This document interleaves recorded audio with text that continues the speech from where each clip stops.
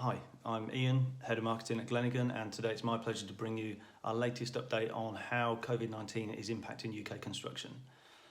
But before I do, I want to let you know that next week's update on Friday the 15th of May will actually be a live webinar where we'll be discussing how the industry will bounce back from the current situation and giving you the opportunity to put your questions to our panel of experts.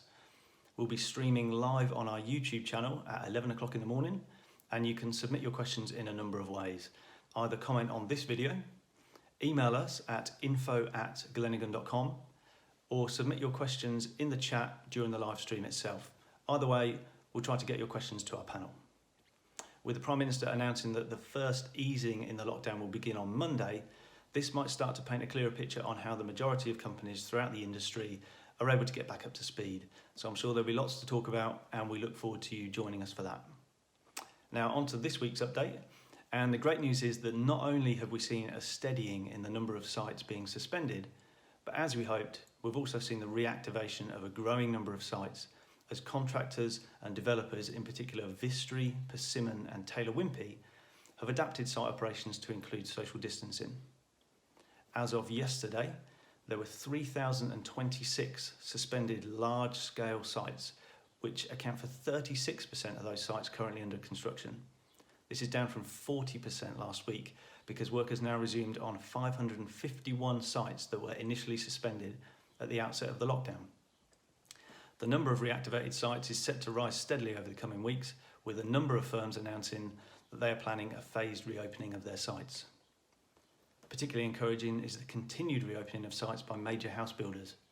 Taylor Wimpey, for example, has announced an ongoing and phased programme of site reopenings.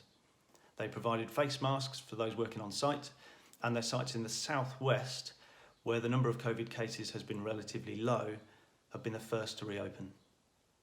At the request of the devolved authorities, more extensive shutdowns remain in place in Scotland and Northern Ireland, where 78% of sites are currently suspended, compared to 30% in England and Wales. The immediate development pipeline has weakened since the lockdown came into force. At 395, the number of main contracts awarded last month was 60% lower than a year ago. The overall value of main contracts awarded was 43% lower than a year ago, and this is despite a 24% year-on-year rise in the value of major contracts of £100 million or more. Now, whilst dramatic, there are related indicators that suggest these declines will be short-lived. An average of 62 new bidders were added against projects each day this week. And while this is 18% down on figures seen prior to the lockdown coming into force, this is a far smaller drop than the declines we've seen in contract awards and project starts. This suggests that the average tendering process has been extended during the lockdown. This may be due to delays in decision-making processes as key staff work from home, with the delayed decisions exacerbating the short drop in contract awards. So there may be a progressive recovery in invitations to tender and contract awards as lockdown restrictions are gradually eased from Monday onwards. In addition, the early development pipeline still remains relatively firm.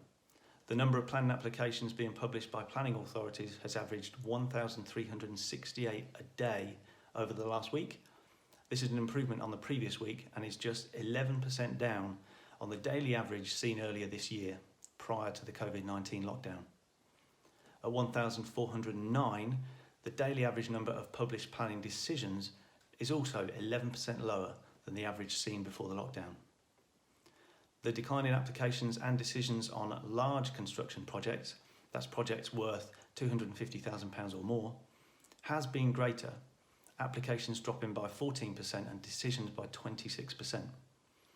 The sharper declines in larger projects may reflect delays in compiling and submitting the supporting documentation for these projects.